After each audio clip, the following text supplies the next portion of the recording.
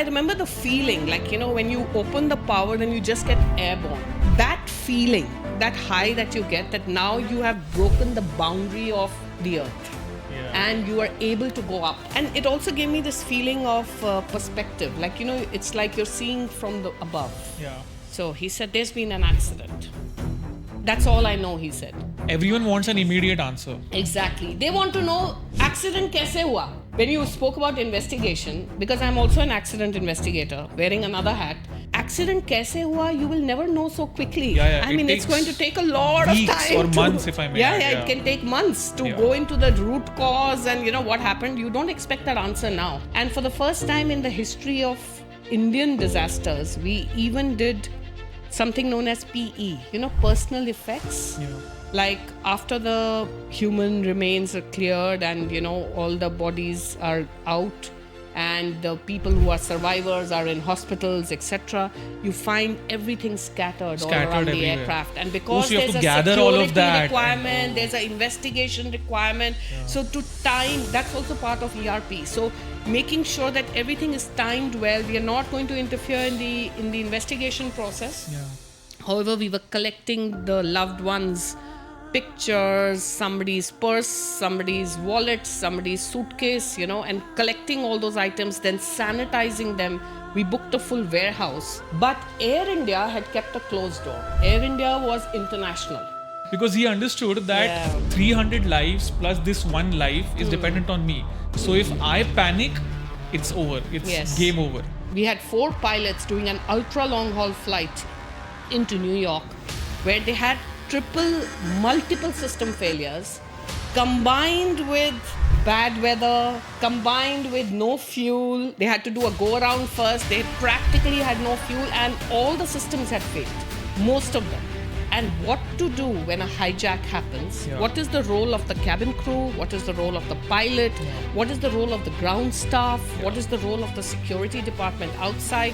How do you communicate with them? How are you going to make sure that without, spilling the beans, you still have a safe way of getting out of that situation? Were all areas of interest which grew in airlines to have what we call SAT, Special Assistance Team, which is to, it doesn't trigger your heart. I still like Angels of Air India. So I'm glad that although the new Tata management has now taken over Air India and all, but they still use Angels of Air India.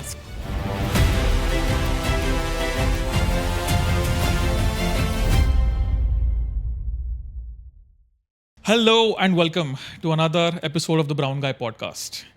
Our guest for today has spent probably the last 2 to 3 decades in the Indian aviation industry, and she has worked in multiple capacities.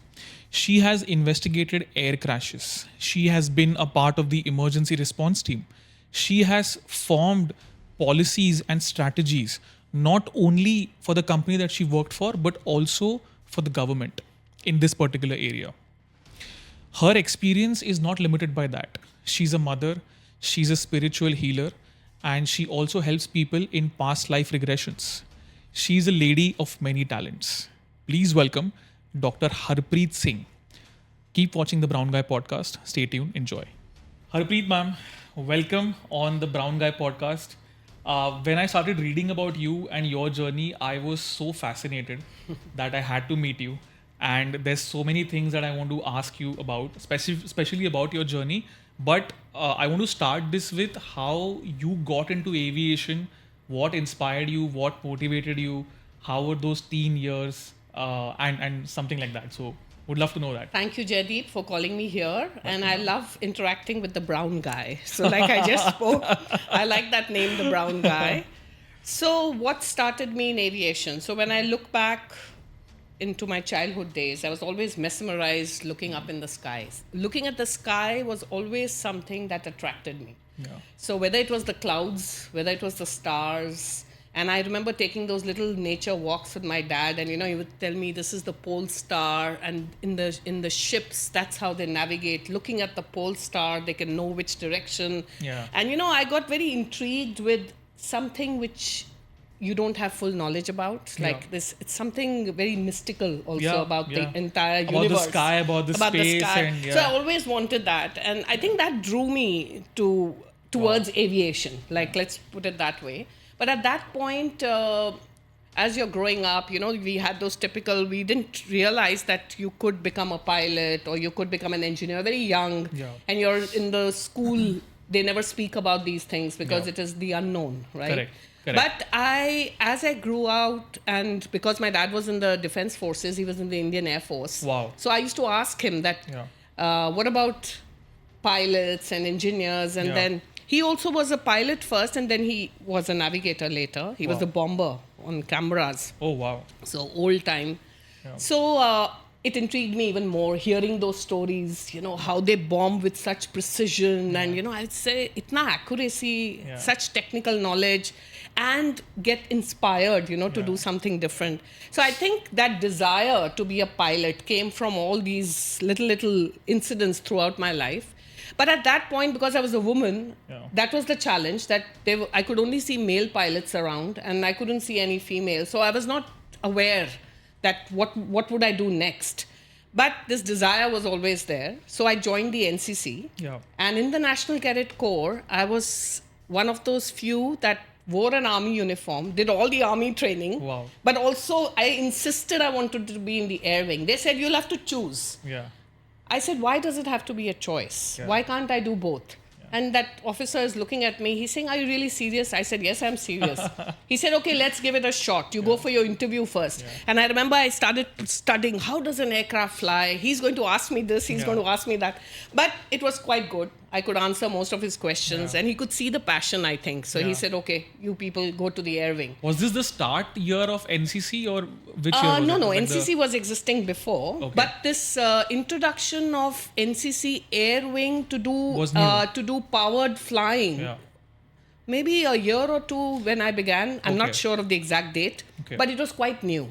Okay. Yeah. Okay. And they were doing a proper selection because they were giving you free flying for that many hours. Wow. So they wanted to do it with a selection and be unbiased and, which is good. It's the right way to do it. Yeah. So I joined the NCC and I started flying in Andhra Pradesh Flying Club in Hyderabad because at that point my father was in the Hyderabad station. He was posted there? Yeah, he was posted there. So that was the closest and, So I joined and that's where I flew the Pushpak, which was like that tail aircraft in those times. And it was the most exciting period of my life. Was that like a small aircraft? Small. Like because a you Cessna always begin. Or something it's like a Cessna. Like a Cessna. It was called, I flew the Cessna later, but Pushpak was my first one. Wow. So, and I remember the feeling, like, when you open the power and you just get airborne. That feeling, that high that you get, that now you have broken the boundary of the earth.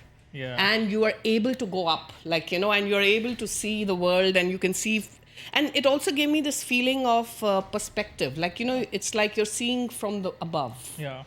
Everything looks so mundane and so routine, and your perspective of everything that you see is so different when you're in the air. Yeah. So I think it was a combination of that feeling, which I used to get every time I would get airborne, and passion to continue with this journey that took me forward.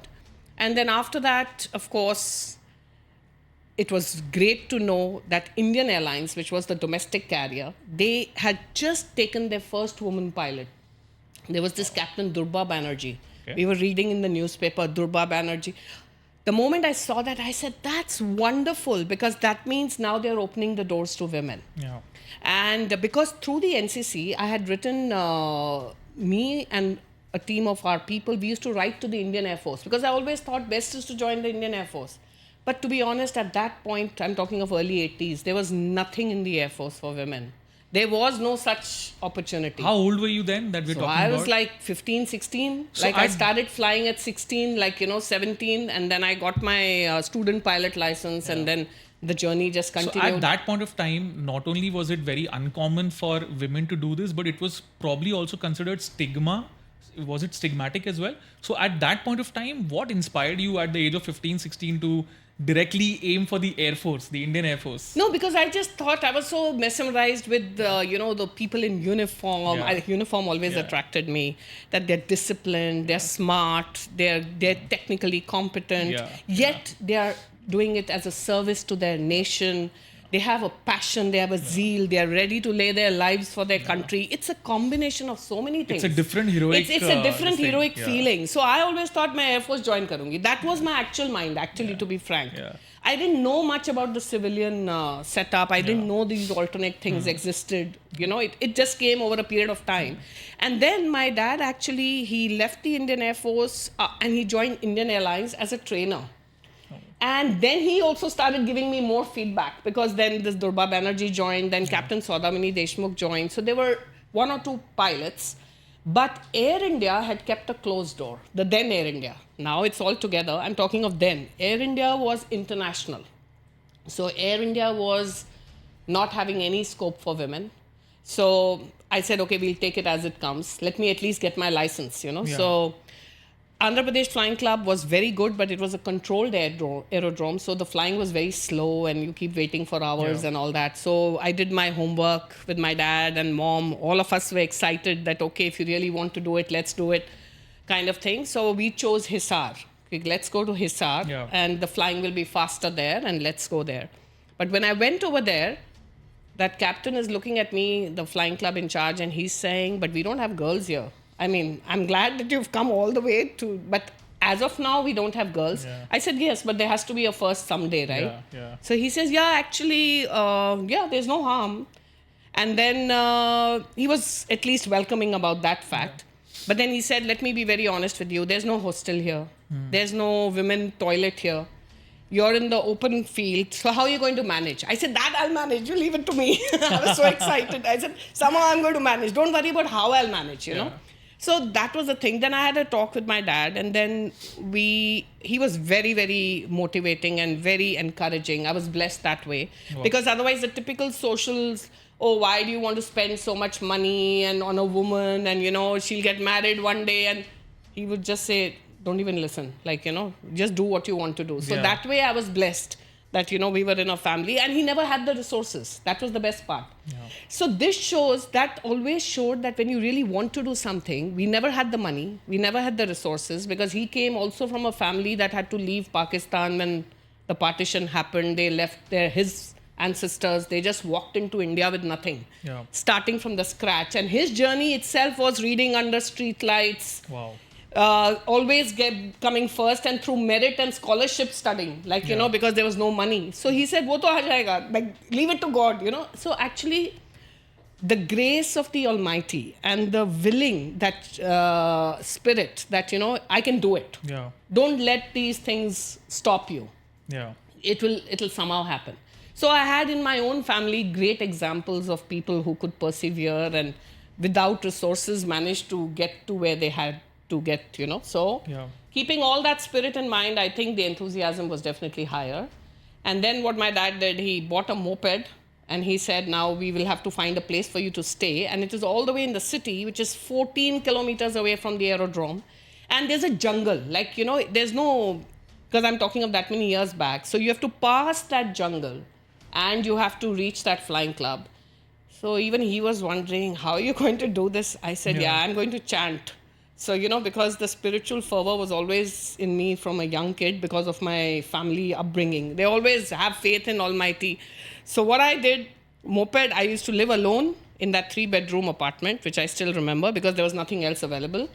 And I bought a big knife and I kept it below my pillow. As a security For security. Thing. Oh, God. So I said, because he's not going to stay next to me all the time. And he said, and he gave me that confidence. Don't worry. You'll manage, I'm This was sure. a time before pepper spray. Of course. So I had this big knife and I used to keep it in my purse. I used to keep it in my below the pillow. And I used to cook and do everything myself, clean myself, everything. There's no maid, nothing. I was trying to save every penny that we have to fly and, you know.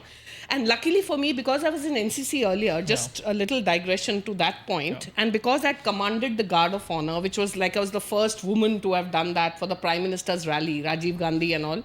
So some amount of information was leaking towards them in the sense that some financial support, if it is possible, which eventually I got some help when I joined the academy, which I'll come to you later, through the PM's Relief Fund. Because I had represented India and Canada. I had commanded the guards. I had a good track record in So NCC. I want to talk more about this. So you were the guard of honor, right? Yes, You said, guard yeah. of Would honor. love You to know, talk about that as well. Yeah. have you Yes. seen you throw the rifle in the air Yeah, and you yeah. you do the full march past, and then he comes and walks slowly Yes. and watches the entire contingent. So Yes. I used to love my NCC uniform, and I used to love wearing the air wing on my army uniform. So that was a very unique thing for me because it used to say P. So P meant pilot. So that means you've done your solo, you would get the wing. Yeah, You know, so yeah. that was the thing.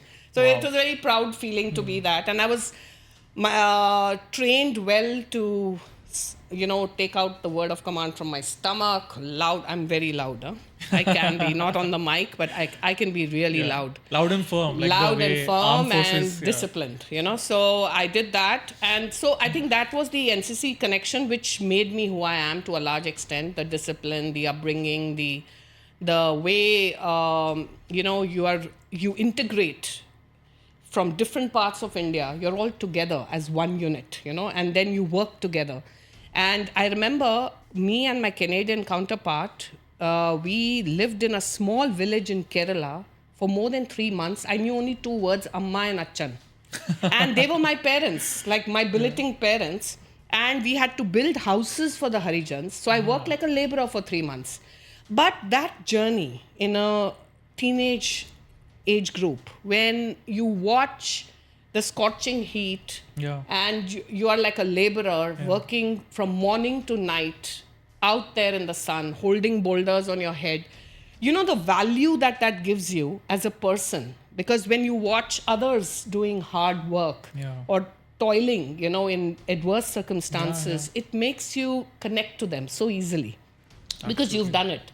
And sleeping on the rocks, then eating from the packed lunch that my amma had given me on the rocks. And that journey was unique. So I'll never forget it because it is one of the enablers. It made me who I am. All this NCC journey, my conditioning by both my parents and the family setup. I remember as a kid, because we were in the defense background, if me or my sister or my younger brother, any of us, like we are running down, we fall off from a cycle, we get wounded, and my dad would just watch from a distance. He would say, okay, now get up and go to the MI room. So he enabled us. It taught me a lot because you don't just run to your child at every moment. Arey bachcha kya ho gaya? You're making him weak. Yeah. Show nurturing, show that also when the time is right. But I would get up on my own, go to the MI room, show ourselves to the doctor, come back on our own. So today when I'm in a senior management position in the corporate world and when people say मुझे छुट्टी चाहिए, I said क्यों चाहिए? नहीं मुझे ना अपने बेटे को छोड़ के आना है. And I said, and how old is your son? He's 25 years old. I said, okay, so you are going to go with him just to drop him. Yeah. If it's for moral support, it's great. Yeah. But is he not capable enough to do this on his own? I mean, it's an adult you're talking about. So sometimes I just wonder, like, I'm so glad that I had a childhood which I had because I never had this kind of a weakness. Yeah. If somebody comes because they have the spare time and would like to come, it's wonderful. Okay, it's good companionship. I'm not against it. But if they're coming because they need you to come, there's a difference. That's a difference. Yeah. There's a difference, Correct. So coming back to my story of aviation, so I got my private pilot's license finally from Hisar. And every day, there was one prayer in my mind when I used to start that moped. I would do the prayer in my mind and then I have to visualize. There's Guru Nanak Dev Ji on one hand, Guru Gobind Singh Ji on the other hand, and they're with me as I'm driving. Every day. Like my spiritual journey has been intense right from day one. Like in the sense, I would just do visualization and I would just see and I could feel that energy. I would feel confident. I would feel that they're just with me. And even later, I'll come to that part later, but it happened in some adverse circumstances that I had to be in. Difficult times or whatever, when you're going to be either mugged or there are people not looking at you with the right kind of intention. I've always used visualization and I've always used energy. Like, you just share that energy of power. And touch wood, so far, I've always been very safe. I've never had that problem because I've always used that energy to be right next to me. So it's like within me and around me. It's like there's a protective shield, around you. So that's the way I grew up. So I would do that, got my private pilot license, and then they had this new academy opening up, Indira Gandhi Rashtriya Udan Academy in Raebareli. IGRUA is the short name. And they said that, they are going to select private pilot license holders. It'll be like the defense. It'll be an academy. Wow. There'll be discipline. There'll be structure. It will be the first Indian civil aviation academy. So I said, mujhe to idhar hi jana hai, because it met all those kind of, requirements which were in my head. Yeah. Although I knew it will take a little longer in my head, I knew because they have a different structure around it. But then we gave the entrance exams, written exam, interviews, blah, blah. Cleared all that, joined the academy. That was a wonderful experience again. Because besides learning how to fly, we learned how to be like officers, actually. They were inculcating not the level of the defense, of course, because it's finally civilian. Yeah. But they were trying that. To some extent, there's a mess, there's a discipline, there's a lights out time, and, there's a proper structure to your training. So there even was when we see a pilot walking through an airport, like even normally, there's a certain sense of discipline and trust that they can inspire. I think this is where it comes from. Yeah, it comes from, because also a pilot, even today, any pilot for that matter, he is following a disciplined standard operating procedure. Yeah. When he's in that aircraft, he's got 300 lives with him. Yeah. There's obviously a structure and a methodology, and he's well trained. He or she, here I'm using it without being gender specific. But the point is that structure comes when you stay in focus and and you're ready for any challenge that may come, right? So of course today, it's become more and more automated. Yeah. But even then, you still are having your eyes open all the time. You're watching each and every small deviation that could happen, that could trigger something, So it's the pilot's job is like that. Also, the training, I think, makes you or helps you to be very calm in very, very chaotic situations. So I'll quickly tell you a story of one of my friend. Sure. He's been a pilot. I won't name the airline or the person. But there was a time when he had, I think, 12 or 10 minutes of fuel left. And the closest airport where he was supposed to land, he had to divert from it because I think the tailwinds were too strong. If I'm not wrong, I don't understand the specifics. Yeah, it can happen. Yeah, probably the tailwinds were an issue. So they asked him to reroute to some other airport. Okay. But he did not have enough fuel. Right. And then how he managed overcame it. That situation. And he had a co-pilot who was, I think it's called a first officer, right? Yes. Yeah, so the first officer, she was very new and she was scared. And this guy's talking to her about, so what's up, what's happening at home? Yeah. Because he understood that 300 lives plus this one life is dependent on me. So if I panic, it's over. It's game over. Absolutely. And this ability to be calm in a difficult environment you're absolutely right. It comes naturally to aviators, and in fact even collaboration, like how to connect to get your resource management properly ingrained into your system, because as a human being you can make a mistake, right?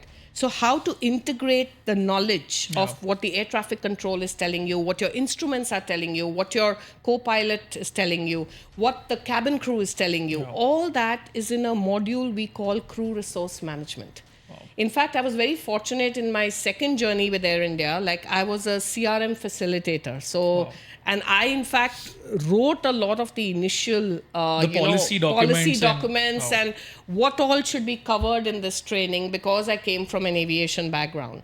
So it is very interesting. And and as a trainer, you're not only teaching technical subjects, but you're teaching a lot of other decision-making skills. Yeah. Decision-making skills are very unique to aviation because you don't have the time. It's not like when I drive a car, if something goes wrong with my car, I just take it, I give the red signal that I want to go and pull up on the side, and I stop the car, right? And I wait. Yeah. I have time. I can call, I can wait for somebody to come, but this is not true in the aircraft. Correct. You have to take instant decisions and quickly. Yeah. Because the aircraft is running out of fuel, like you said in your friend's example, and this has happened in many such cases. I don't know whether you recall, there was in 2018, it was all in the news. We had 4 pilots doing an ultra long haul flight into New York, where they had multiple system failures combined with bad weather, combined with no fuel. They had to do a go around first. They practically had no fuel, and all the systems had failed. Most of them. Critical systems. Yeah. And how these pilots managed to land the aircraft safely, it goes kudos to their experience, of course, and to the training and to their level-headedness, their calmness to land safely. So we have a lot of situations where the pilots actually, I feel they should be acknowledged more actually for the kind of work that they do. Most people don't even realize that they are doing a marvelous job in this difficult environment. And these days the weather is also so turbulent and so difficult to handle. But when you look at life also is turbulent at times. So how do you fly through that turbulence? So I always relate it to aviation. Yeah. Okay, when you're in the air, how do you navigate through that turbulence? You can navigate through any turbulence, like in was life. Was there some kind of a situation where, because you were flying in the 80s and 90s, right? So this was also a time when India was under a lot of terrorist threat. Yes. There were a lot of Air India flights that were getting hijacked. Other flights also as well, not to specify. More of Indian Airlines, actually. More of Indian Airlines, not to specify any particular airline here. Yeah. But No, because at that time there were not too many other carriers. It was mainly Indian Airlines. Indian Airlines being with the government name and the kind of sectors that they were operating. It came with a certain pedigree anyway, so right? So at this point of time, was there any such situation that you faced? Probably something like this? Not me personally, but definitely I was engaged with it indirectly because we were from the training department in the airline. So this entire reinforcement of security procedures and what to do when a hijack happens. What is the role of the cabin crew? What is the role of the pilot? What is the role of the ground staff? What is the role of the security department outside? How do you communicate with them? How are you going to make sure that without, spilling the beans, you still have a safe way of getting out of that situation? Were all areas of interest which grew. And I loved it because all these challenges are very unique to aviation. Of course, security is a threat on the ground as well. It's not that. And today we have a new challenge, cyber security. So that's an area which is also very challenging and interesting because today you can sabotage the systems itself. In fact, we really need to be well prepared. With AI and with so many things happening. I mean, one is the physical hijack, but one is the cyber security, which can digital attacks. And so there are a lot it can make you lose control of the aircraft totally. So actually, as time goes, newer methods come in, newer challenges come in, but you have to keep working towards it. I mean, it's interesting. What happens in the case of an air crash investigation? How is that time? And you also spend some time being the first responder in situations like these, right? So how was that time? Yeah, I was an emergency response director. Yes. So what happens in emergency response? So one is, I've also been chief of flight safety for 5 years in the airline. So in flight safety and in operations departments, our job is to keep ensuring how to prevent accidents from happening, right? So whether it's a focus on procedures, it's a focus on systems and, making sure that everything works perfectly, so that there's not even the smallest iota of deviation. However, this is Murphy's law, Anything when can things happen, go wrong, happen. It typically goes wrong when there's a combination of different events. Like, multiple things start coming together, it can happen. So in one of the cases, when I was the emergency response director, it was a weekend, early morning, and I remember I just got a call from my chairman, the chairman and managing director. He said, Harpreet, and I could make out from his tone that there's something. So he said, there's been an accident. That's all I know, he said. What year was this? This is 2010. And because I was the emergency response director, being proactive, we had actually constituted a full team in Air India, and the name was given by me only. I had recommended it to my chairman, calling them Angels of Air India. And he kept saying... Very well said. Because again, I think Mera spiritual connect was always there. So I used to call them Angels of Air India. And I still remember him telling me, what is this Angels of Air India? So, so I said, this will be a voluntary force. It's like a forge in an airline. Yeah. Volunteers. Voluntary, There's nothing yeah. forcible to them. Yeah. Who will have that little inner voice telling them, okay, if there's a trouble in my organization, I'll be one of the first responders. And I'm committing myself to that. And therefore, I'm being called an angel. So I had already set up this team due to my own interest in this subject, etc. Yeah. And we had these volunteers who were practicing mock drills. Yeah. If there's a hijack, if there's a crash, if there's a this, how will you respond? Because, you know, air crashes can be very violent in terms of devastation, in terms of loss of lives, in terms of injuries, severe injuries, immediate attention required. Yeah. So we had written our emergency response manual in such a way and our procedures that the response has to be coordinated, it has to be immediate, it has to be compassionate, and it has to be integrated with the other resources around us. Yeah, because you have to liaison with a lot of people. Exactly, because who you are- see, one thing that we have to realize in aviation, whether it is the routine flying or whether it is a serious situation of an accident or incident, everything works with collaboration. Even a routine flight, if you've noticed as a passenger when you just land, you've seen the number of people who come around the aircraft. Like there's somebody doing the marshalling, there's a signal coming, the pilot is doing his job, the crew are getting ready to open the doors, and everything is happening clockwork, like, you know, at the same time.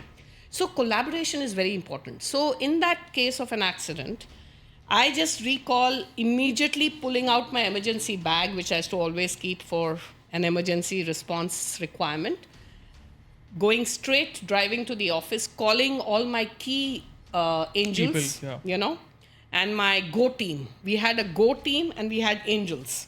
So calling each one of them while driving, I opened that emergency command center. Within 30 minutes, I was there. And we had all the lights on, systems on. We started our work for This preparation. is your office, not In the crash office, site. No, in the office. But you first collect there, then you make the plan for the emergency response, and you have a very checklist driven. Yeah. But you can't write everything in a checklist. So obviously, it's quite well rehearsed and practiced. Then you have to arrange an aircraft for relief, and you have the on-site accident site emergency response, which is immediate because that's already happened, right? Yeah.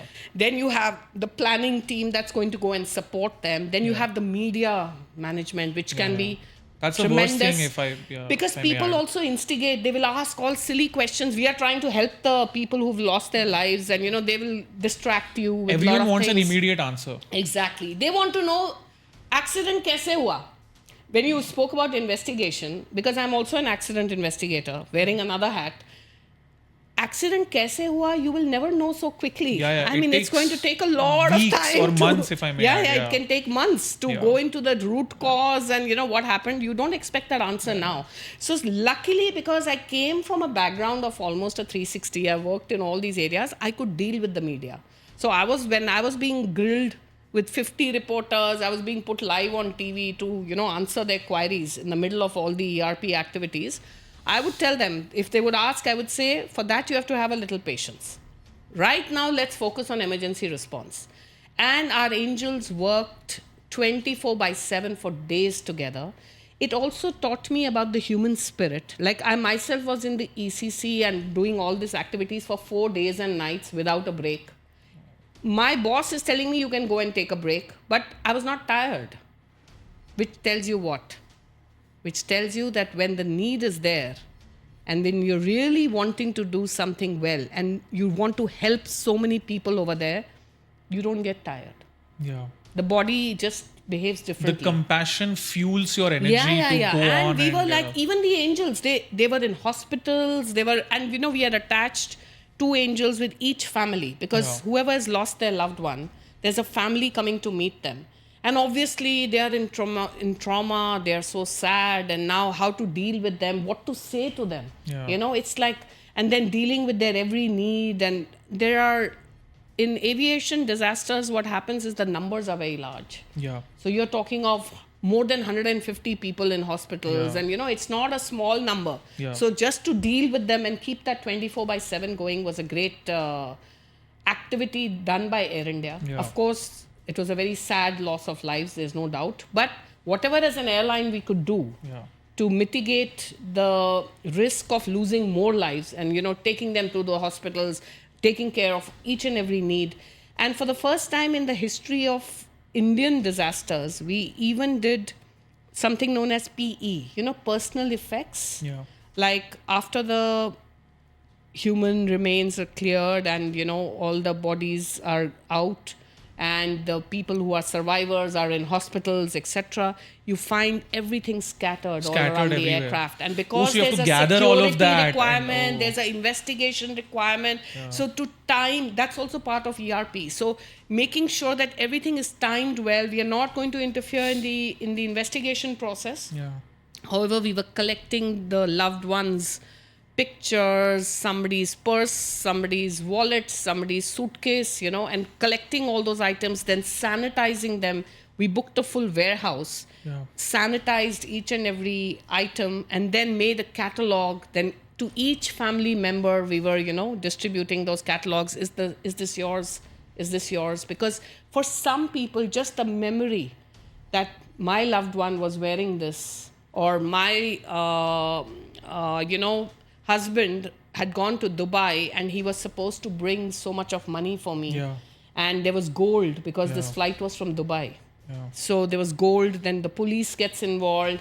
So actually it's a coordination of government agencies, it's a coordination of local police, all the security forces, plus the airline management, plus the civil aviation ministries. Like there's so much that goes on. I can picture you watching through and that then, crash site. And then so I spoke to my chairman and I said, let's have a single window clearance. Let's not have people having to go all over the place. So we booked a whole hotel, did a single window clearance. So death certificate, insurance certificate, the interim relief of money, everything happening at one source. So while it's not a proud moment because you lost so many lives, but that journey of being there. And in fact, there was an air marshal who did the inquiry.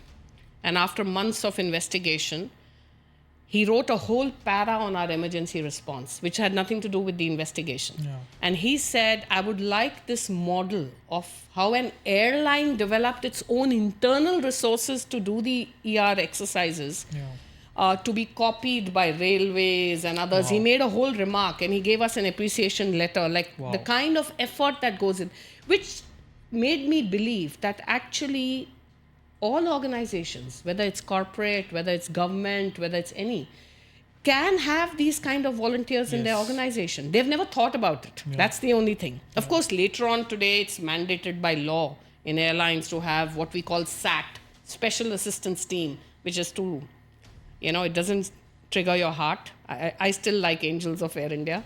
So I'm glad that although the new Tata management is now taken over Air India and all, but they still use Angels of Air India. So I feel very happy personally. I never said that you should use only this, but I had told them that this was the trigger why I used the word Angels of Air India. So your legacy is somewhere left so I'm behind happy there that and, they continue to use this terminology and, so that's the good part of that incident. One more thing that intrigues me is I have personally seen, and this is a anecdotal observation completely, but over the last 7 to 10 years, there's been an increase in the in-flight incidents, which are caused by civilians. No, not just turbulence. I'm talking about the ones that are caused by passengers. Unruly passengers. So passengers behaving in an unruly manner, getting drunk, probably trying to misbehave with the crew, misbehave with other passengers, fights. And there was this one incident in which a passenger who was drunk, he tried to open the door, the emergency door. No, we have had a couple of evacuations happening, which like the passenger only goes and opens the door and causes the whole slide to, Since alcohol is anyway banned by DGCA in a domestic flight in India, right? I think this is more to do with the social strata that we are dealing with and the culture that is at the ground level. Yeah. More and more people can fly today. Yeah. almost everybody can fly. Yeah. So which is great in a way. Tickets are because cheaper and Tickets access are is cheaper, better. more affordable. I remember when I was young, we used to never fly by aircraft. We used to always go by train. Yeah. No, We same with couldn't me. afford it. Yeah, like, it you was know. expensive. But today, everybody goes by aircraft, and so there's a big change, which is great for our country as such. But it has also exposed a lot of regular public, and who may not be so aware also of what is really required as a disciplined way of behavior in an aircraft. Yeah. Because you are in a safe environment, but provided you allow it to be safe, right? Because everybody is working hard to make that aircraft safe. So there are now a lot of guidelines by the DGCA on how to deal with unruly passengers. Most of the airlines in the world have special training for cabin crew on how they have to deal with unruly passengers. And also for the ground staff, like to identify unruly behavior even while they're checking in. Because you can sometimes watch it even in the beginning itself. At the airport, if someone is you acting can funny. you can see that, there's something not right. So how to report it. And then the authority given to the captain that, you can offload a passenger if he's misbehaving. And if there's today an unruly passenger who's really caused a lot of problem in the aircraft, the moment they land, the security forces take him in. So the laws have changed a lot to support such situations. If you're yeah. mid-air, does the captain or the cabin crew have the authority to restrain a passenger to their seat? Yes. Does that work? That it works. Okay. They have the authority. Wow. And they have a procedure. There How would be to a do first warning, second warning. Like they have a drill. Yeah. But it's all documented and they can do it. Because there's no other way to handle that passenger. Yeah. So I was heading the in-flight department also for a few years in the middle in Air India. And a lot of cabin crew would come up with all these kind of feedback. And so I think world over, there's been a lot of attention to this. It's not only pertaining to India. This happens in other parts of the country of the world as well. No, I'm absolutely sure. Yeah. Because this is just a human behavioral thing. Yeah. And I think people have become more impatient in general. And people are also not willing to follow the rules as much. They think that if they are bought an airline ticket, that they've bought the whole aircraft. Yeah. So feeling of entitlement. Feeling of entitlement. And I think all this gives you this kind of a false high that if you even have the slightest inconvenience, you can probably start behaving unruly with the crew. Which is very uncool, guys. Please don't do that. So I think, the cabin crew, and I always find that the cabin crew in any airline have a very difficult task, actually. Yeah. Their task needs to be understood more properly. Most people think that they're there to serve tea and coffee. Actually, that's not their primary task. Their primary task is flight safety. And regulating the and to flight. make sure that, everyone is safe in the cabin and the coordination with the cockpit. Yeah. Their primary task is that. The secondary task is to serve the passengers and, make them comfortable, etc. So a lot of the passengers also don't know this. They think that they're here just like, to serve them, and that's where their role ends. So I think cabin crew, definitely their position needs to be upgraded a bit in terms of perception. Perception has to be there. Yeah. That's from a more aviation industry perspective, I am not from a science background. I am a commerce guy. But what went wrong with Boeing and their planes? Because there was a huge scandal around Boeing and their CEO had to resign. Of course, he got some $60 million when he did that and he went away. But if I'm not wrong, there was this one MCAS system or something like that, which was malfunctioning. And in that period of time, Boeing faced a lot of crashes. Fortunately, they were not in India. I think one or two were in India. I'm not sure. It was on the Boeing 737. 737. Yes. But there were a lot of crashes that happened in Africa, in Europe. I would not like to be biased with Boeing, Airbus and all. They're all great manufacturers in a different way. But what happens is when you are looking at aviation, there's always the industry that is driving higher technology. And the higher technology is to optimize the flight time, to make sure the passenger can reach faster, to make sure that you burn less fuel. So, the entire industry is trying to keep elevating Optimize that. and elevate, So yeah. sometimes in that journey, you may introduce certain. I'm talking very general because I would not like to get into the nitty gritty of this system and that system. Okay. But this is the basic reason Fair why enough, it yeah. happens. So when you find a new aircraft gets introduced into the industry, brand new aircraft with some new technology, although they have done some internal testing themselves, but at times it shows up in the world as either an incident or some failures or an accident, which should not happen, but it does happen at times. Cost of innovation. Yeah. Yeah. It is like they felt that it should work, but it did not. So the fail-proof systems, here what is happening in certain systems, if the pilot can't take over, if you do too much of automation, where the pilot is now disconnected from the aircraft, he Yeah. doesn't know how to recover. So this Yeah. is the challenge. In fact, I relate this to life also. We've become so automated that we don't know now how to function sometimes, right? So when I link it to aviation, when you pull in all this automation and you get disconnected from how to fly an aircraft manually, or the aircraft itself doesn't allow you to fly manually, what will the pilot do? And that's when you have those crashes, when you're trying to introduce too much of technology. Yeah. You know, so I think that balancing act, ICAO, which is the International Civil Aviation Organization, they had this interesting terminology, which when I was a trainer, I used to love using that, called human-centered automation. Any Wow. automation that does not serve the human is just a pointless automation. You're Yeah. just introducing things which don't serve, right? It's like if I'm having a bath and I need to take this soap from this table and to rub my body, but now I have a button there next to the bathtub, so the soap gets picked up, then it judges the angle, then it comes towards me, then Yeah. it judges the angle of my skin, and then it starts, doing a great wash. But did I require it? No. That's the question, which I always feel in aviation, sometimes we are losing the big picture. Yeah.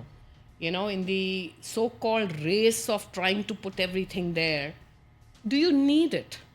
That's the first question. If it is helping, yes. If it is not, it's actually causing Murphy's Law, another contributory factor for an accident to happen. Plus the pilot is losing control. He's losing control. Yeah. It's like you're not letting him do things on his own. So Yeah. this is my general description to what you just asked. Understood. And this affects not just Boeing, it affects any industry. Yeah. It is a principle. So I'm also a quality assurance auditor. So I've been auditing for many years. And we believe that when you audit, because auditing is a proactive tool, you always look at not just the technology by itself, the impact, because there's a shell model which we speak about, SHEL, software, hardware, environment, and the other guys, you yourself, that human who's in the center. So he's dealing with software kind of automation, he's dealing with hardware, the actual aircraft, and then you have this whole environment that he has to deal with. Not just the weather, but the organization, the culture, the way people are going to perceive things. And now this person has to coexist in all this. So unless it's blended, there'll be some weak link somewhere. So as Yeah. auditors, we actually keep looking at those gaps, because that's where, if you identify it correctly, we hope that it will not result in something not happening correctly eventually, right? It's a constant journey. It's a constant journey. So I used to say, do a QA on your own self. Wow. Where are you in your life? Think as if you're outside yourself, and do the quality assurance on your own self. Wow. What do you eat? What do you do? Is this helping? Is this not helping? Yeah. It's like a little checklist that you work for yourself. And actually, I find that I can connect aviation to everything in life. To be Can very you frank. connect it to, or let me ask you it this way? One of my favorite things to discuss on, what has been the role of spirituality in your life? What does it mean for you? And you are of course, you're a very spiritual person. You are a mother of two. Yes. You are an upcoming author. Yes. So Oh would yes, love to. I'm writing my book after being guided by the masters from the last almost 15 years. You should write. And I don't know why I was not listening. But this year I've decided I will be listening. And so my book's name is The Light Within. The light within. Yeah. What is So that based on? Is it about your spiritual journey? It's, yes, kind of. my own learnings, my own guidances, and my own, when I do trance meditation. So it's not me talking then. There's the masters talking or the Almighty I would talking. want to know, what is trance meditation? If you want to explain it to a layman, what is trance meditation? So you can give it whatever name. It's just the name that I used. Yeah. But trance meditation means when you channelize your energy in such a way that you go into a deep, relaxed state Wow. to the point that you actually physically move out of your body. So like you are there but not there. You know, it's not that you are dead. Yeah. You're of course alive and you're very conscious. It is away from hypnosis. Like I'm not talking of hypnosis. I'm not talking where you go out of control. Yeah. You are very much in control. But you've relaxed yourself to a level that you are able to connect to the Almighty Source. And you're detached. You're so detached. And now you have those questions which are in your mind, or you just have an open mind and you let the answers flow. Wow. So much of valuable guidance you get. And I have been journaling that now for some time. And what I started doing, because when you're yourself in trance, sometimes you're missing out on key information. So I started putting my iPad with a recorder. Yeah. So I have recordings now from maybe 2010, 2011 onwards of the last so many years. So I thought I'll pick up some key ones Yeah. and put it into this book, Okay. because it's actually not me saying anything. I'm just relaying. I'm just an instrument. I'm just relaying what has been told to me. And I feel the world deserves to know. Yeah. So that's the reason I'm writing that book. So when the COVID period came, I started this foundation called HARPS, Har Se Prem or Seva. This name also came through divine intervention, because once I was in a trance and I said, yeah, I want to do something. How do I help? And I got the message of HARPS. Har means God. Har also means Harek. Harek. Right? Yeah. And PS is pure soul. So I had already got this message that you should use this. I am a pure soul. I am a pure soul. I am a pure soul. He's a pure soul. Jesus, we are pure soul. Like, use this as your essence. Yeah. And therefore I came up with that PSQ, which I was sharing with you. Pure soul quotient. Yeah. But coming back to the trance meditation, so what happens is that you just let go and the divine is talking to you. And I'm recording through my voice, but you can see there's a difference in the voice, in the sense that it's not the way I'm speaking now. It's like you are slow, you are like, the voice is different. It's like, because it's my voice, but the message is coming from there. From above. Yeah. So I know it because I know it's the truth. But I'm not writing this for people who may question, and they should question. You should always question everything. You always use your left side and right side of the brain. But I find it very unique that I'm in a highly technical line, and I read a lot of physics. I love physics. I love quantum mechanics. And when I'm reading what Einstein said, and I'm reading all the scientists, why do we think science and spirituality are different? I'm only using a different method to get there. Yeah. So the scientists are doing the most divine job by cause and effect, by challenging, by questioning, by documenting, by experimenting. Yeah. And the spiritualists are using the same through intuition, using the feminine side of their brain, through connection, through meditation, through, yoga, and through all the different channels. But the answer is the same. Answer is the same. Yeah. Isaac Newton, everybody knows for all the laws of motion and everything. Yeah. But did you know that he was a die-hard believer in the Almighty? He was a scientist, but nobody knows this side, because even the scientists were scared to expose their other side, because they felt people will say, what, you're a scientist and you're talking like this. Yeah, but now judged. I think there's more openness as we are getting into the shift, what we call, the earth is shifting. That's a different topic by itself. So I started this. I was CEO Alliance Air then. So we did this early morning meditations. I saw so much of fear in everybody. My brother is in hospital. I lost my father. I lost my mother. I said, let's all use our universal energy. So I formed a group called Universal Prayers.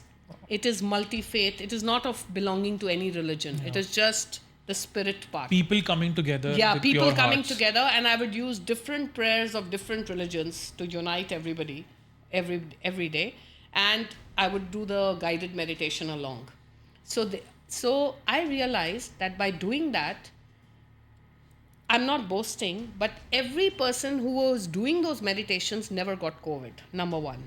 There was always like a protection around that person. They also were enabled, they were more powerful in service. They were going out and helping people because they somehow had that powerful energy within them. Best versions of themselves. Yeah, best versions of themselves. So it's time and tested, So I just believe that everybody is innately spiritual. It's just that they have not awakened themselves, or they have not given enough time and energy to awaken that thought. What I'm doing is nothing special. Yeah. Anyone can do it. That, in fact, is my biggest message in the book. You don't need to be some person in great yellow clothes or white clothes and I'm only spiritual. And, you can lead a very normal life. And that way, I am also proud that I was born in a Sikh family, which always taught us that anyway. Like Miri Piri, I don't know if you've heard of that. The temporal world and the spiritual world. Okay. So you do an honest living. They never asked you to leave anything. Yeah. Do an honest living, be ready to serve, be the first one to reach out to help, and keep remembering the Almighty. Simple rule. इससे simple क्या हो सकता है? There's nothing to do except this. So actually, this whole concept that I'm spiritual means I have to do this, nothing. Just have a clear conscience. I am a pure soul, you are a pure soul. That's all that you require. The moment you say I'm a pure soul, आपसे गलत action होएगा ही नहीं. And this is ingrained in Sikhism very deeply, right? The moment Like I say you are a pure soul, can I harm you when I'm saying you're from the same divine light and you're a pure soul yourself? Yeah. You cannot. Yeah. So just saying that in your mind, in your thought, in your vibration, is enough. So as management, when I was in senior management and using pure soul quotient, I've always experienced when you're struggling, when you just use that pure soul quotient, what I call above the IQ and EQ stuff. When you do things with the right intention and you use the Almighty to help you for that, वो अपने आप ठीक हो जाता है.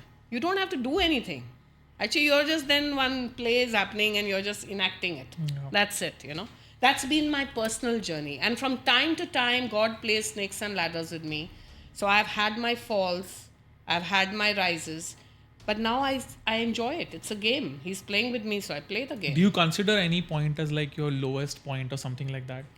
Many times I was thrown out of my comfort zone. Like after all the flying journey, after becoming a pilot, getting selected by Air India, and it was all over in the newspaper. And when you're excited, you're on a high. Okay, now I finally did it. And God says, just watch, I have something else in plan, and he just drops you like that after everything. And so it's like you do go through these difficult times. So I had a medical issue which came up, so I could not continue with flying. But I did not give up. I went to the US, got all my fresh US flying licenses, became an instructor, got my advanced instructor license, etc., and rejoined Air India in a very different capacity as a trainer. So I started my second career with the airline as an instructor for pilots, teaching people in the class double your age, including my batchmates, including my husband, whom I had met in the academy. So that was a journey by itself. Yeah. But this is the game that God plays with you. Yeah. So he's testing you. And when you see that it's a game, at that moment, of course, it doesn't always seem like a game. Yeah. So I don't want to belittle it either. But it's your perspective. You will feel sad, of course. Allow that sadness to sink in. But after a point, you have to get out of that sadness and then look at life. Like I said, when you take off, you look from life on top. Yeah. So you will always know that whatever happens is always something meant for your growth. There's a divine purpose why it's happening. Yeah. And take it that way. I did so much of prayers कि please मेरा license दे दो, ये कर दो, वो कर दो. I want to come back to flying. मैंने इतना prayers किया कि कोई ज़्यादा मेरे से prayer नहीं कर सकता है उस time पे. But it didn't happen. Then I knew this is not meant for me. There's something else. I have another journey. Yeah, something better. So probably sometimes meant for people you. do get a little demoralized. I prayed so much, but it didn't happen. It didn't happen means God knows what is better for you. Talk to your own higher self. By the way, that's another thing in spirituality. In the meditation, you will learn to talk to your own higher self. Your higher self always knows the answer. So you learn to connect, Yeah. and you learn to use the supreme power then to guide you. Yeah. And then you start taking, okay, this is the reason. So once you know the reason of, okay, I need to This learn. is why my plans did not work. This is why my plan did not work. And Yeah. then I learned to trust. And then I learned to surrender. And then I learned to look at everybody with the same divinity. Yeah. You know, and I outgrow all those low points. Then the low is not low. Yeah. The low is interesting. Because low nahi hoega to high kaise hoega? Right. And from low, you can only go up. You can't go Yeah, down. yeah. Once you hit rock bottom, the only way is up. In the meditation also, what we experience, we go right to the center of the earth first. Go to the center and then you come up. So you need to go down first and then rise up. Yeah. So you use the energy of the earth, you use the energy of the elements, you know. So there's so many different techniques. But what I have grown up or realized what works for me is this. using the earth as well. So नीचे जाना भी बहुत ज़रूरी है. It teaches you humility. Yeah. If I take a glass of water, that water has so much of energy in it, but the water is so unique that you put it into any container, it takes the shape. So I'm flexible, Yeah. but I'm also humble because the water always goes below. But you put a fire below, it becomes steam. Yeah. So you know when to become Durga, you know when to become Guru Gobind Singh, and you know when to be calm and peaceful. And Wow. that wisdom itself is spirituality. It's a very tough point to be in. Am I taking the right decision? When is the time for action and when is the time for only prayers? And to be able to do both is the challenge. That's a very good way of putting it, actually. Yeah, because spirituality. that is where I find either the spiritualists are totally into peace, which we also require, by the way, because in this world of turmoil, so with due respect to each one of them, but they are only in the world of peace. They're not able to move into action. And then you have this world of action, which is not able to relate to peace. But can you do both?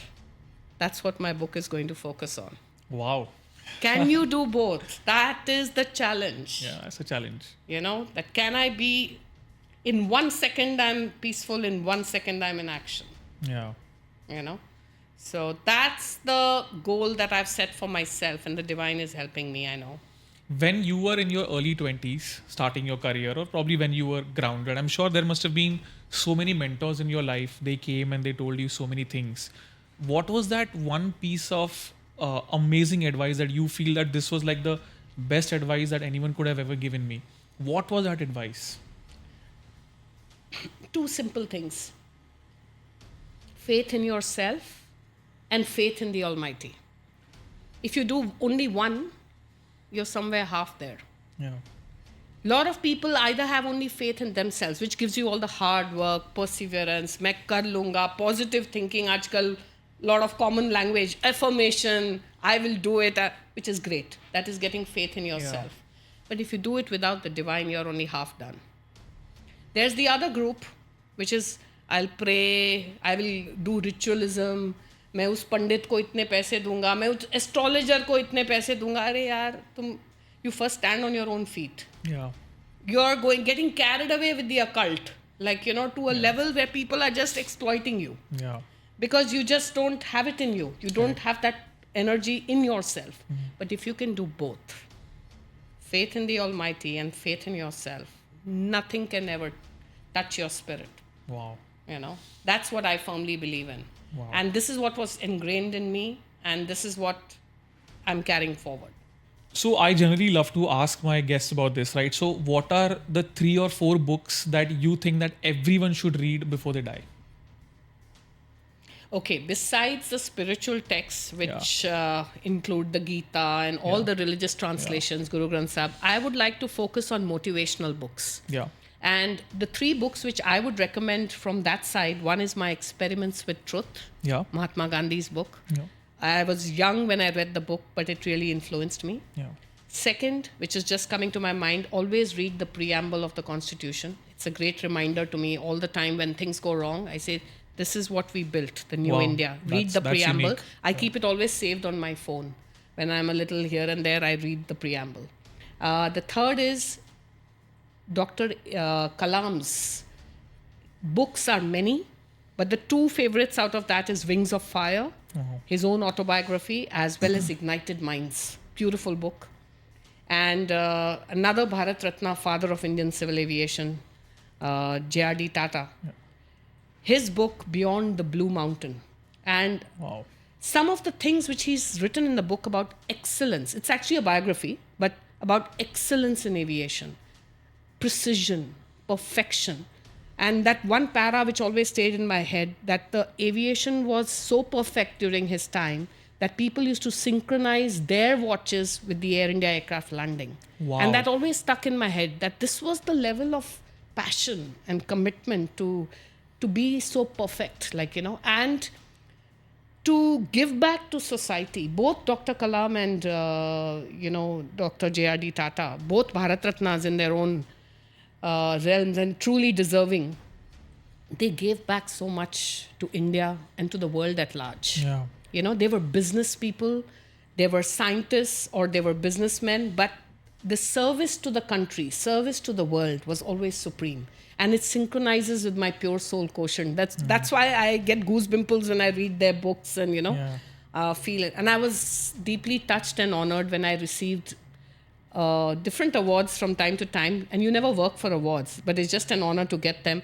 But in both their names, I got excellence awards in Bharat Ratna Dr. Kalam as well as Bharat Ratna J.R.D. Tata, and I felt there's some divinity here also. Wow. Because the people that I admired the most, I got their awards in their name. In their it was name. like a blessing. Yeah. As if they are blessing me, that they know that, I'm reading their books, and they know that I'm trying to do how they built in such a beautiful society.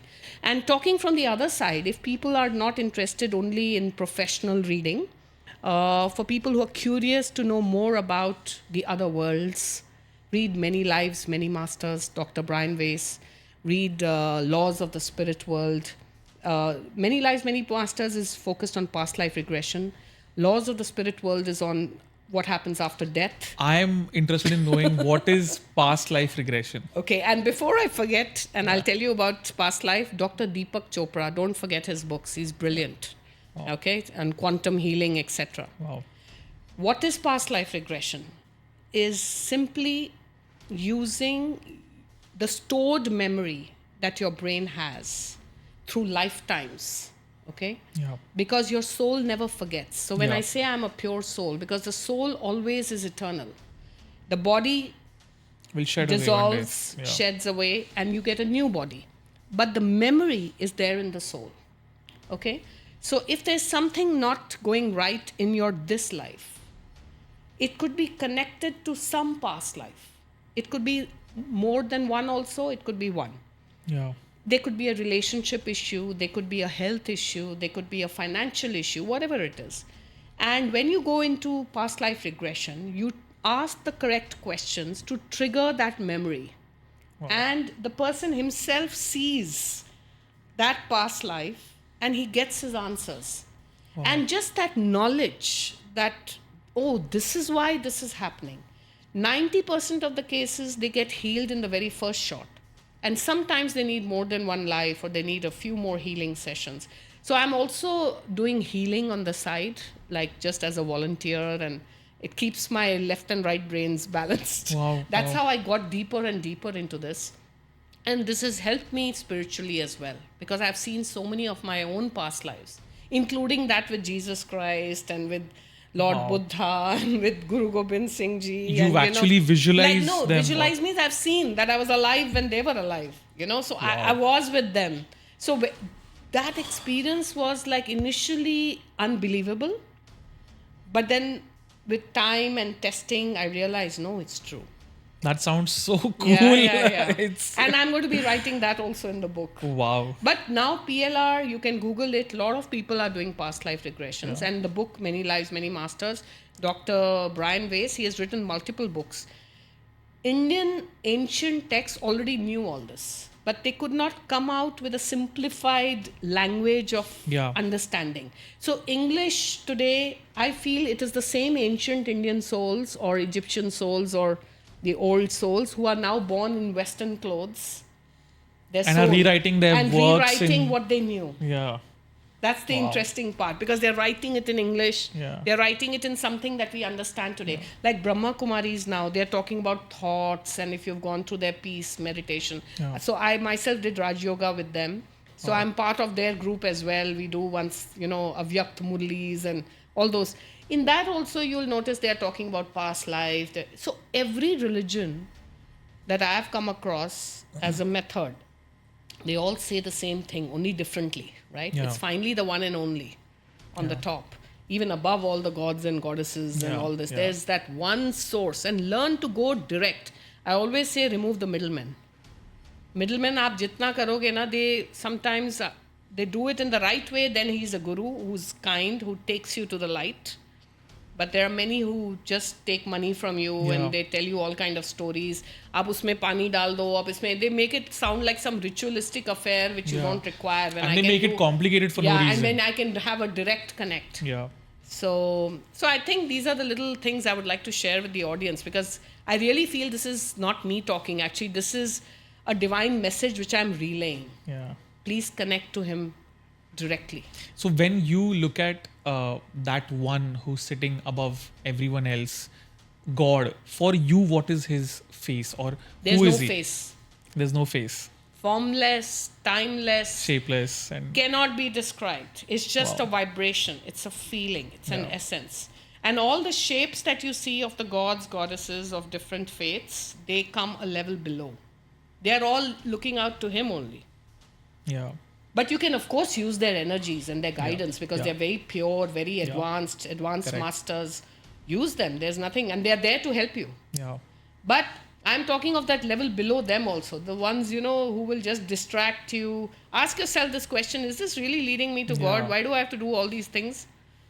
Ask yourself. Yeah. And your voice will tell you. And that's why in my book also I've written the light within. When you open that light within, you'll get all these answers. wow. Quality assurance on your own Yeah. self. Dr. Harpreet, I am taking away so much from our discussion that you have no idea. You have opened my eyes to so many different perspectives. Your name is Jaideep, na? Jai Ho. Yes, the So victory of deep- light. So the deep in your soul is awakened. Yes. Yes. Thank you so much for joining us today on the Brown Guy podcast. We wish you all the best in your future Thank you. endeavors. It was a pleasure, Jaideep, and also thank you to the rest of the team. I always like to say a thank you to the back end people. Absolutely. Because they do a lot of work, they don't get the glory that you are getting. Thanks, Belina. So we are all divine souls in this Yes. beautiful journey. Thank you so much for having me here. It's a Thank you, pleasure. ma'am. Thank Thank you. God bless. Wow. So that was Dr. Hapreet Singh, a mother, a spiritual healer, and someone who has extensive experience in the aviation industry. So much to learn. I am very excited, and I am also very ecstatic with everything that she's told me. If there's some specific guests like this that you would want us to call on our show, please feel free to let us know in the comment section below or reach out to us via DM. We do respond. And if there's something else that you would want me to ask her, probably in the future episode, please let us know that as well. Keep watching the Brown Guy podcast. Enjoy. Thanks.